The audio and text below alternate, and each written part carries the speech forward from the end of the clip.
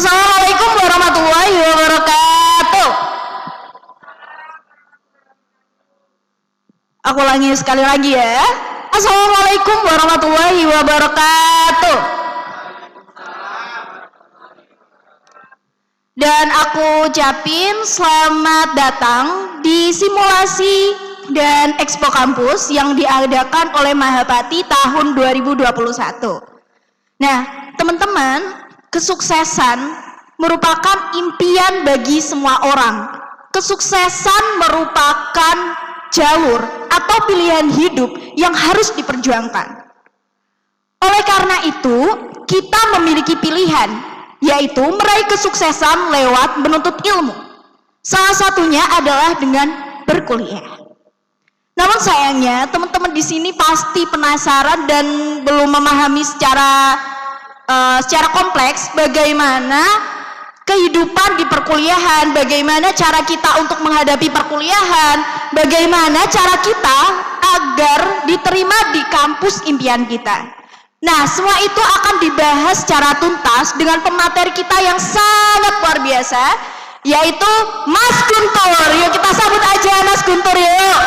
Ini gak main-main teman-teman, dari kedinasan IPDN. Ada yang tahu IPDN? IPDN.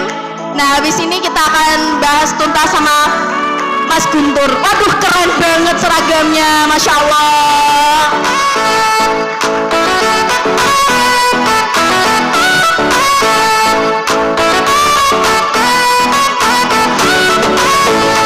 Selamat pagi, Mas. Waduh, gemeter aku, Rek. Langsung aja, Mas. Monggo, sekarang boleh duduk dulu.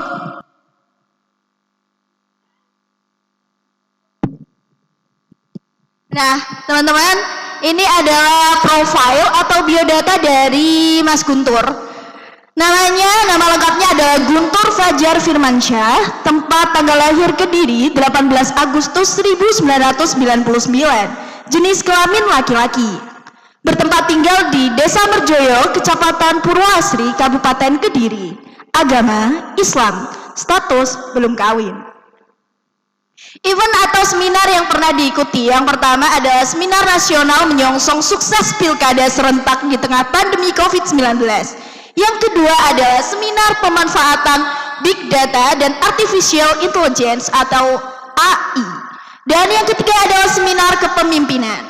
Pendidikan yang pernah ditempuh oleh Mas Guntur sendiri adalah pada tahun 2005 dan 2011 menempuh pendidikan di SDN Kutorejo 3 Kertosono dan SMPN 1 Kertosono, SMAN 1 Batiandawa, dan sekarang berkuliah atau menempuh pendidikan di Institut Pemerintahan Dalam Negeri atau IPDN. Tepuk tangannya dulu dong. Oke, Mas Guntur, saya duduk dulu ya. Perkenalan dulu, Mas, mungkin biar tambah kenal, karena tak kenal maka tak sayang. Makanya Mas Guntur ini memperkenalkan diri terlebih dahulu. Monggo, Mas.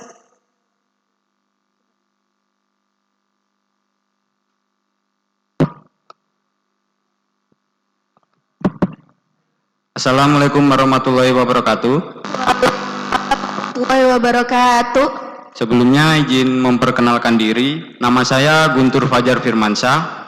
Sekarang saya sedang menempuh pendidikan di salah satu perguruan tinggi kedinasan, yaitu Institut Pemerintahan Dalam Negeri.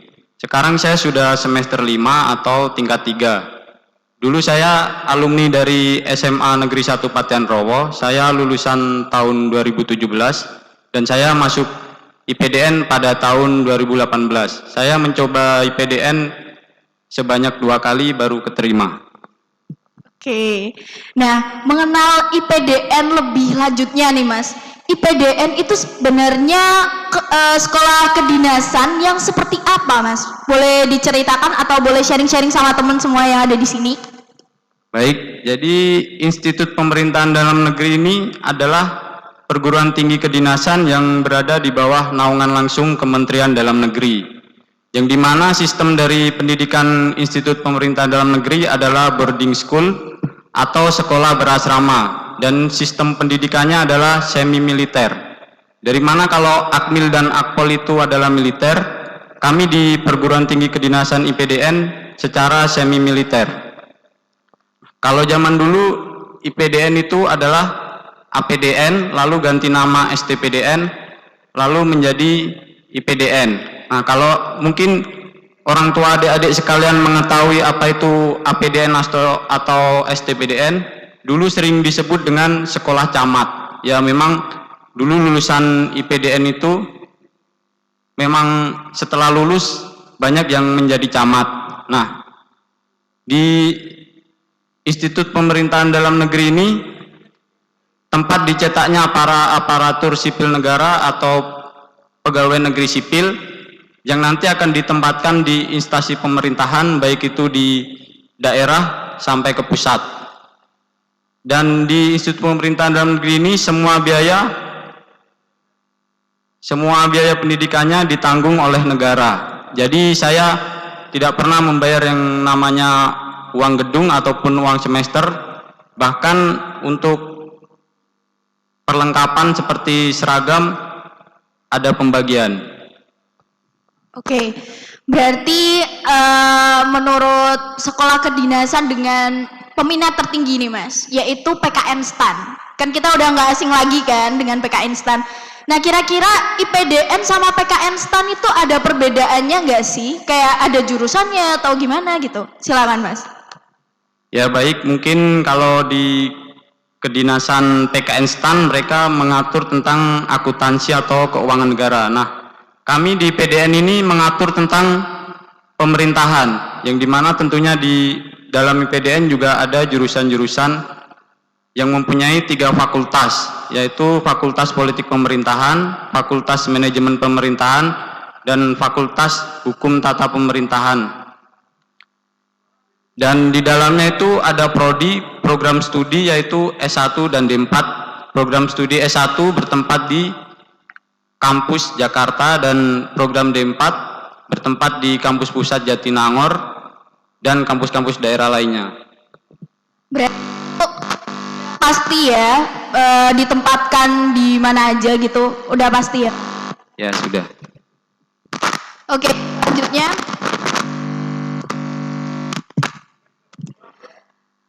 Mas Guntur dulu itu sebelumnya udah ada planning buat kuliah di IPDN atau udah pernah nyoba-nyoba kayak SNMPTN, kayak SBMPTN atau SNMPN kayak gitu Kak? Ya pastinya begini ya Dek, apabila kalian memilih perguruan tinggi kedinasan, saya sarankan untuk memiliki cadangan atau opsi kedua. Saya dulu juga daftar IPDN, juga saya mengikuti pendaftaran universitas lain. Saya pernah mengikuti SBMPTN, namun saya tidak lolos. Kemudian saya mengikuti seleksi mandiri di Universitas Negeri Semarang. Saya mengambil jurusan desain komunikasi visual. Dan saat itu saya lolos, tapi waktu saya bermusyawarah dengan orang tua saya lihat bapak saya kok ragu-ragu ya, karena tadi biayanya. Nah, terus karena orang tua saya juga ekonomi menengah ke bawah.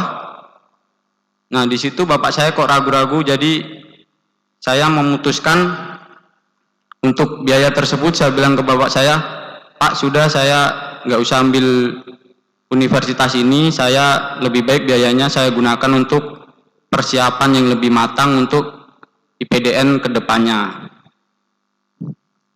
Oke.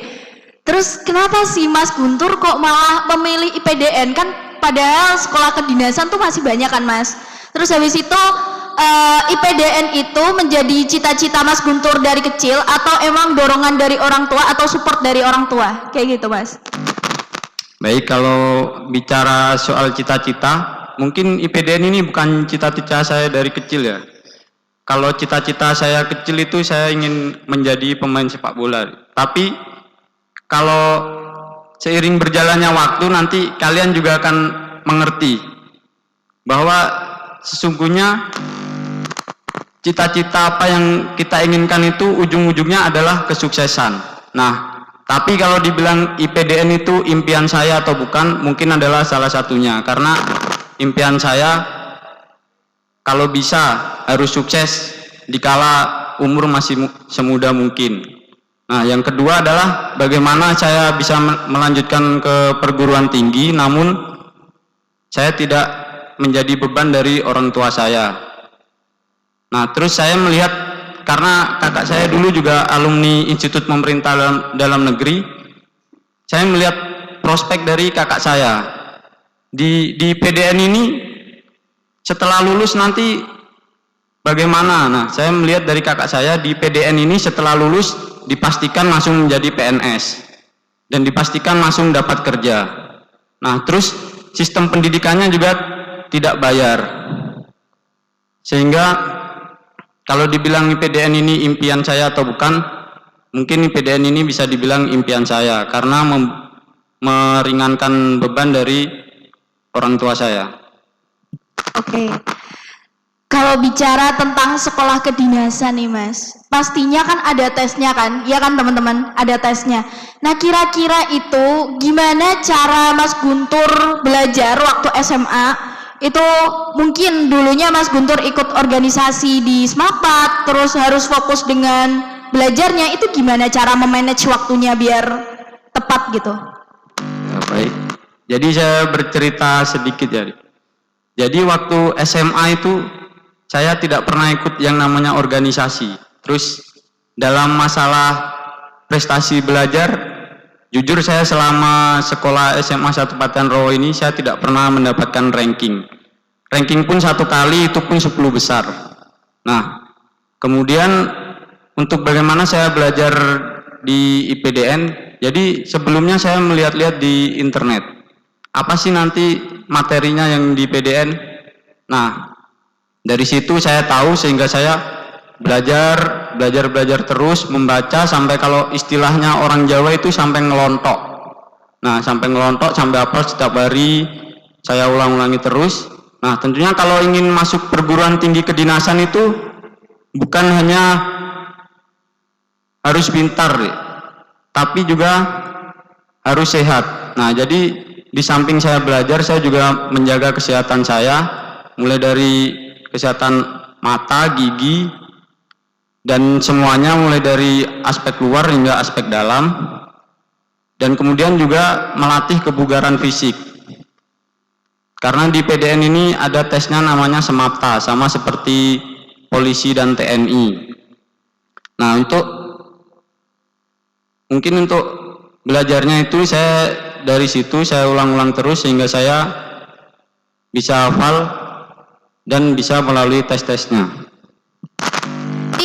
Berarti sempat kepikiran buat beli buku terus dipelajari sendiri atau sempat ikut bimbel kayak gitu nggak Mas?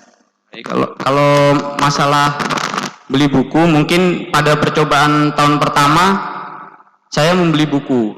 Nah, dari situ saya tahu itulah contoh soal-soalnya, maka saya mencari referensi lain dari internet.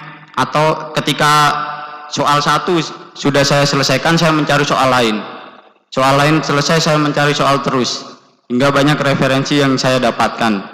Tapi sayangnya pada saat tes pertama, saya lulus pada tes seleksi kompetensi dasar. Namun pada saat tahap rankingan, nilai saya kurang 1. Jadi akhirnya saya harus gagal. Dan untuk persiapan pada percobaan tahun kedua, saya lebih menggiatkan lagi, lebih fokus.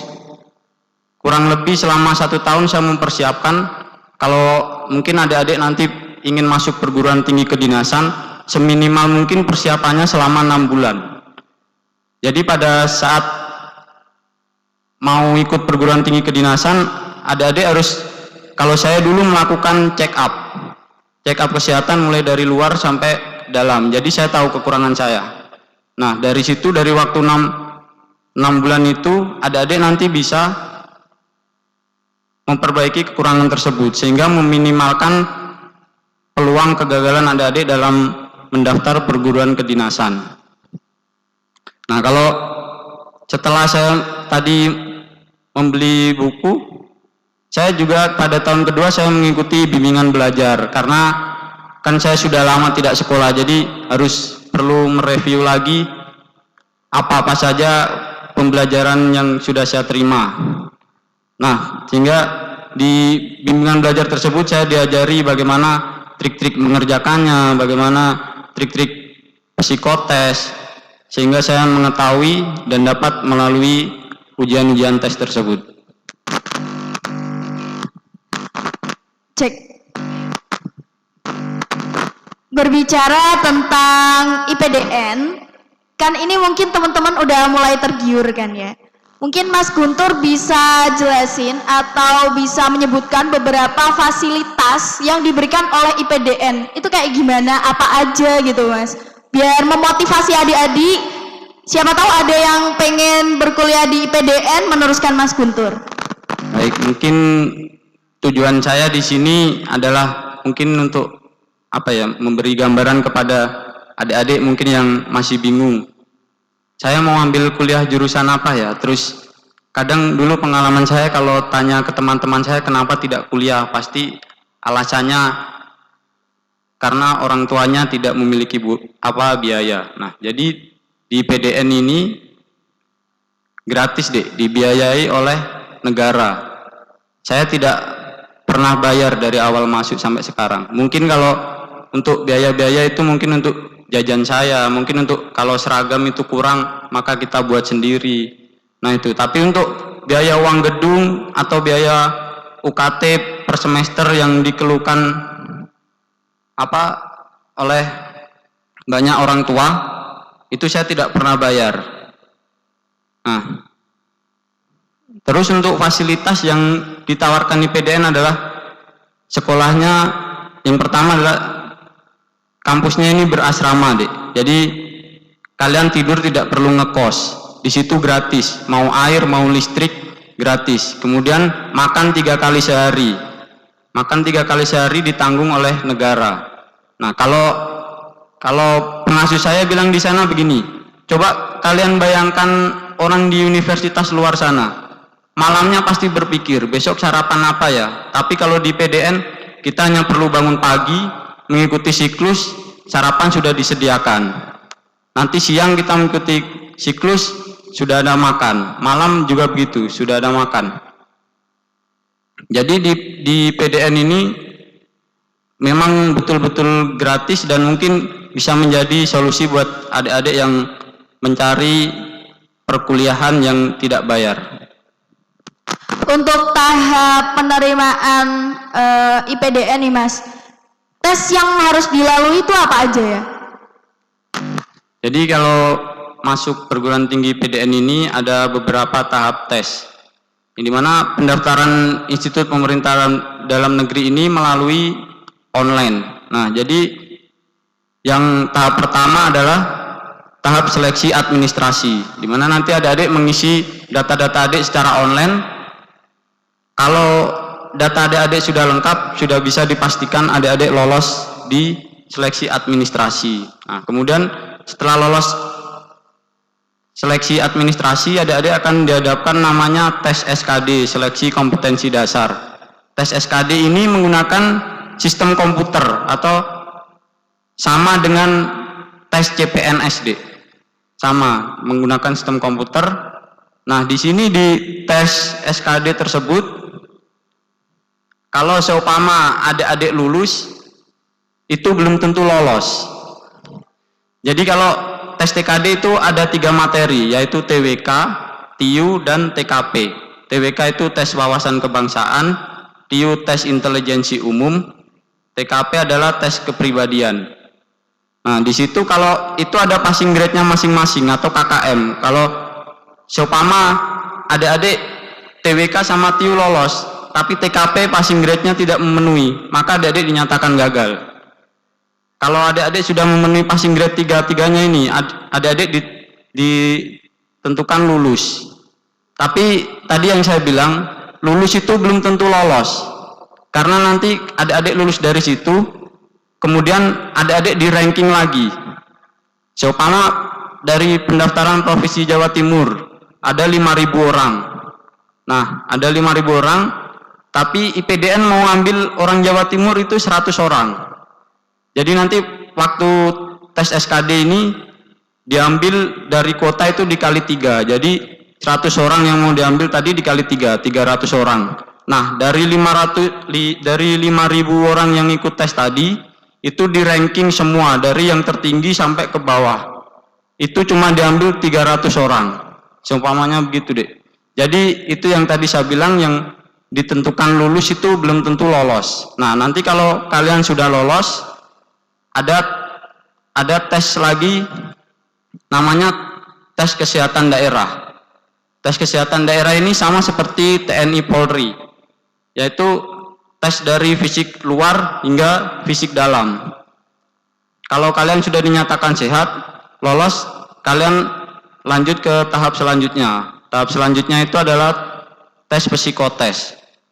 Nah, kalau kalian sudah lolos tes psikotes, nanti kalian akan dihadapkan dengan yang namanya tes pantukir atau tes akhir. Nah, dari yang saya jelaskan tadi, dari tes SKD, tes kesehatan daerah dan psikotes itu dilaksanakan di ibu kota provinsi. Jadi kalau adik-adik, jadi IPDN ini daftarnya sesuai KTP, Dek. Jadi kalau KTP kalian Jawa Timur, jadi kalian tesnya di daerah Surabaya. Nah, kalau tes 3 tadi di daerah, pada tes pantukir ini kalau zaman sebelum pandemi dulu itu dilaksanakan di kampus pusat IPDN Sumedang Jatinangor. Namun pada tahun ini karena pandemi dilaksanakan di Polda masing-masing. Nah, jadi apa yang dites di pantukir nanti? Di pantukir itu nanti adik-adik dites ulang, mulai dari kesehatan dites lagi. Kemudian ada yang namanya tes keswa, kesehatan jiwa. Kemudian ada tes semapta. Semapta itu tes lari-lari, push up, dan sebagainya. Tapi kalau mungkin TNI Polri ada renang, di PDN tidak ada renang. Terus yang tes terakhir adalah tes wawancara. Nah, dari situ nanti dites semua, kemudian adik-adik akan menerima pengumuman dinyatakan lolos atau tidak. Mas, aku tadi dengerin kan banyak banget ya serangkaian tahap untuk bisa masuk IPDN. Nah, teman-teman pasti, aduh, belum udah down gitu. Kira-kira nih Mas, ada tips gak sih biar kita lolos IPDN, terus biar mindset kita itu gak langsung down dengar tahap seleksi yang begitu rumit gitu? Ya mungkin untuk adik-adik biar kayak lebih semangat, mungkin tipsnya itu tadi, Dek, mengulang-ulangi terus. Jadi adik-adik nanti lihat di internet itu apa sih materinya yang akan diteskan di PDN. Jadi adik-adik baca di situ. Sama seperti saya tadi, ketika habis mengerjakan satu soal, adik-adik cari referensi lain. Ketika habis cari referensi lagi. Nah, diulang-ulang terus, Dek. Dan kalau bisa itu tadi persiapan minimal 6 bulan. Itu untuk mempersiapkan kesehatan dan kebugaran fisik, dan pastinya harus ada semangat dan kemauan. Tentunya tidak lupa untuk mengajak kedua orang tua untuk bisa saling mendoakan supaya bisa mencapai apa yang diinginkan. Oke, definisi kesuksesan menurut Mas Guntur nih ya. Apakah mereka yang keterima di kedinasan atau untuk mereka yang sudah keterima di universitas negeri? Ya mungkin kalau untuk kesuksesan itu saya kira tidak harus berkuliah, ya, Dek. Saya pun kalau seumpama orang tua saya punya biaya, saya pun kok kuliah susah-susah ya. Mungkin saya mau dibukakan usaha dan mungkin kuliah-kuliah biasa. Nah, jadi di mana kesuksesan itu bukan siapa yang kuliah di kedinasan, bukan siapa yang kuliah di universitas biasa. Nah, tapi kesuksesan itu bagaimana kita nyaman menjalani pekerjaan dan kita bisa mensyukuri apa yang sudah kita hasilkan. Oke, terakhir nih Mas, sebelum sesi Q&A ya. Menurut Mas, motivasi yang bisa dikasih kepada teman-teman semua yang ada di aula ini apa Mas? Motivasinya?